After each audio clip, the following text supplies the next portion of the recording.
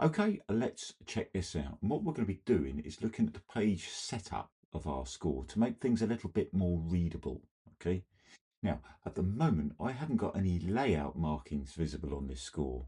So if yours looks like mine does, what we need to do is pop up to the main file area, come across to View, come down to Show, and then Show Page Margins. And I'm going to turn that on, and you can see a very faint line along the outside of the score has appeared. Okay. Now, when we adjust that, we can see the relationship between the margin and the page edge. And we do that in Format, Page Settings. Now, currently, I have my paper size to European A4, but I can choose that. I can change that anytime I like. Let's change it, for example, to a letter size paper. And you can see it's changed it instantly. If I change it to another size, let's go to A2, you can see the effect that that paper change has. If I change it back to A4, so we know where we are. So that's how you can change the paper size of your full score. We can also change the page margins, the lines we turned on a moment ago. And odd and even pages has its own control. Okay. So if I wanted to extend upwards to nearer the top of the page, I'd reduce the margin width here. Likewise, if I wanted to extend the page down towards the bottom, you'd reduce the margin at the bottom. Okay. Now, one bit of advice I can give you is be careful about the margin sizes on the inner page. Okay, because if your scores are ever printed and bound or stapled together, you're going to need some paper at the side to connect it to. Okay, just be mindful that the margins are kind of there for more than just formatting, especially on the inner page. It's where the printers will fit two pages together with their fixings. And likewise, on the other side of the page, on the outermost edge, you've got to give the performer enough paper to grip to turn the page. Okay. Likewise, the stave space scaling is the width between the staves here. Let me show you what I mean. And just a slight adjustment can make a massive difference. I'm going to reduce it slightly. Okay, and you can see the reduction pushes more staves closer together, and you can get more staves on a system, which may be what you want. It may not be what you want. Likewise, if I increase the stave size, it forces more staves to be used at the bottom of the paper. It spreads the music out more. Again, that could be what you want or not what you want.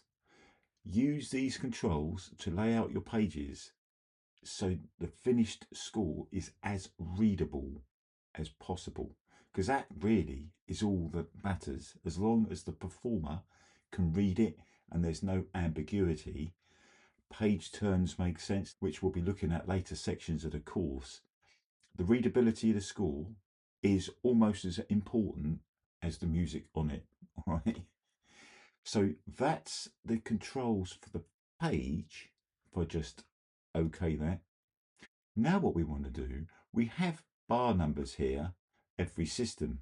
We haven't got a bar number on the first system. It's kind of obvious where bar 1 is. But let's say we wanted to tweak the look of those. Let's come to the top of the page here, come across to Format. And now we're going to come down to Style. Okay, and we click that with the left click and the Style box opens up. Now, if it's not on bar numbers already, you need to find it from this list here. So if I just move that, if I just move it around a little bit so we can see it easier. This is the main styles area where you can change the look of almost everything in MuseScore. And here is the bar numbers option. I'm going to left click that. Now, we have some options here. And we have to use this area and also the properties area later on to do what we're going to do today. Now, at the moment, we have our bars selected every system, but we could, if we wanted to, change them to every 5 bars, maybe. We could change them to every 10 bars. We could have them on every single bar if we wanted to. Okay, you could turn that function on. You could, if you wanted to, have them at the moment they're set above the stave. We could have them below the whole system. We could have them at the start of marking positions. We haven't got many marks in the score here, so that might not make sense to you at the moment. And we can have them shown on all staves. Okay.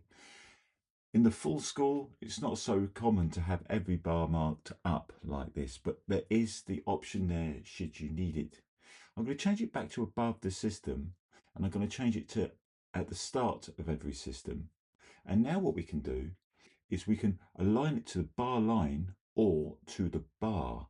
So I'm just going to left click to the bar here, and you'll see that these bar numbers have been aligned to the bar, but to the side of where our key signature is, because that's the alignment setting we have here. If I change it to the middle of the bar, they now move to the middle, or we can move them to the right hand side that's almost over the bar line. Okay, I'm going to move mine back to the left hand alignment, and I'm going to move it to the bar line, its default position. Right, now we've controlled the look of our bar numbers, perhaps I'd like to put boxes around them so they're really obvious where they are. I'm going to move this out of the way. I'm going to click OK to that. And what I'm going to do now is I'm going to right click on that first bar number, and I'm going to come down here to where it says select, and I'm going to select similar, and you'll see it's selected all the bar numbers here. They've all turned blue. Now, because I already have the properties panel open, the properties panel has changed automatically, so I can adjust the appearance of these bar numbers. And what I want to do at the moment is I want to go down to where it says show more. I'm going to left click that.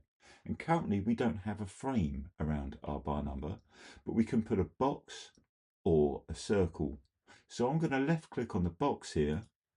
Boom, we got a box. Now what I'm going to do is I'm going to zoom into the score a little bit so you can see what goes on. Now I need to reselect my bar numbers. Okay, so what I'm going to do now is I'm going to change the radius of this corner. Perhaps I don't want such a square box. Perhaps I want rounded corners on my box. You do that with the corner radius setting. Let's just adjust that. And the more you adjust it, so I quite like that one there. Let's zoom right back in now so we can really see him. Okay, there we go. Let's just select them all again. Now, you can really see the effect that the radius control has. And you can tweak it and tweak it. It's really handy to have that. I use that all the time. So if we wanted to put padding around that, see what this does. I'm going to adjust the padding size. You can make it slightly larger. The thickness of the box, we can adjust that too. So I'm just going to adjust that back to how it was, well, near enough. Okay, so that's how you can adjust the look of bar numbers. Let's just zoom out now. So they're looking rather nice on the page. Okay, so we've gone over most of the functionality of a basic setup. I know the score's not looking performance ready, it's certainly not publishable, but it gives you the idea of how to control everything, how to lay things out so you can get it really, really nice. So thanks again for watching, and I'll see you soon for the next ones.